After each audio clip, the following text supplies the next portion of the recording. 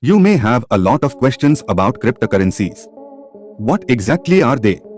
What is their purpose? Will the prices of cryptocurrencies rise or fall in the future? Will the government ban them? These are common questions, but you only need to understand 5 key concepts to answer them. Once you grasp these 5 concepts, you will understand the entire game of cryptocurrencies. You don't need to watch 5 different videos to learn this. In this one video, you'll understand all 5 concepts. So, let's start with the very first concept. To begin with, let's discuss the difference between money and currency. Until now, you might have considered the currency in your pocket, like a 2000 rupee note, as money. But let's imagine the government announces today that the 2000 rupee note will no longer be valid. The value of the money in your pocket would become zero. However, money is different. Its value cannot be reduced to zero. Why? Because money has its own intrinsic value. For instance, a gold coin has value. You can exchange it for currency, but you know that there is value in it. The government cannot ban it, and it will be accepted all over the world. Currency, on the other hand, may not be acceptable in every country. You might need to convert it to USD first before using it elsewhere. This is why it's important to understand the difference between currency and money, as currency can be manipulated by the government. Now that we've covered money versus currency, let's move on to the second concept, centralized versus decentralized systems. The currency you use is controlled by our government. It can print as much as it wants, leading to inflation. The biggest reason for inflation is the government's ability to print unlimited amounts of currency. This makes the system centralized. On the other hand, decentralized systems like Bitcoin are not controlled by any government. Bitcoin has a limited supply, meaning its value is stored and cannot be manipulated like fiat currency. This limited supply is why people often compare Bitcoin to gold. Both have a stored value, and many believe that Bitcoin's value will increase over time. The key difference here is that decentralized systems are not subject to government control and manipulation. The third concept is fiat currency. Many people say that fiat means fake, and the money we use today, like the dollar, euro, or yen, falls under fiat currency. Why?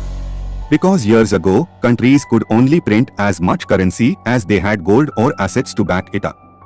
Nowadays, currencies are no longer backed by assets. Countries can print as much money as they want.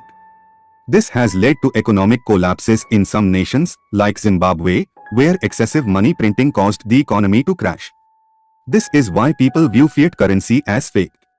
It's not backed by gold or any other asset, which makes it vulnerable to inflation and devaluation.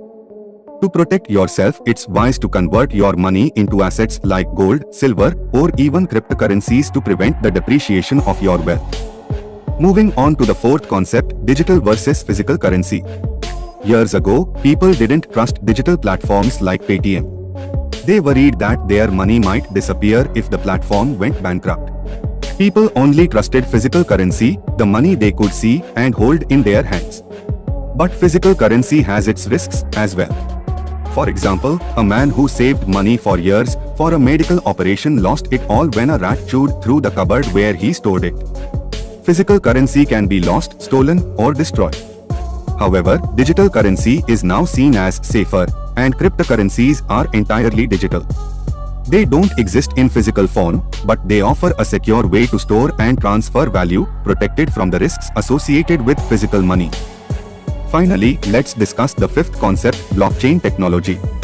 While some may be skeptical of cryptocurrencies, many believe in the potential of blockchain technology. Even the RBI governor has acknowledged the value of this technology. Blockchain is essentially a digital ledger that records every transaction. Unlike traditional banking ledgers, which can be manipulated, blockchain technology ensures that every transaction is verified across multiple stages, making it tamper-proof.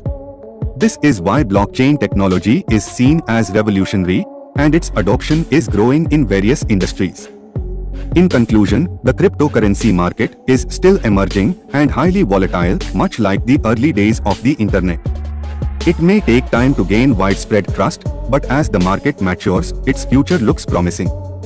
What do you think? What is the future of cryptocurrencies in your opinion? Share your thoughts in the comments below. And if you are interested in investing in cryptocurrencies, consider using the CoinDCX Go app, where you can buy and trade Bitcoin securely. If you found this video helpful, please like and share it so others can also learn about these 5 important concepts. If you are new to the channel, don't forget to subscribe and click the bell icon so you won't miss any future videos. I'll see you in the next video. Until then, go self-made. We'll see you in the next video.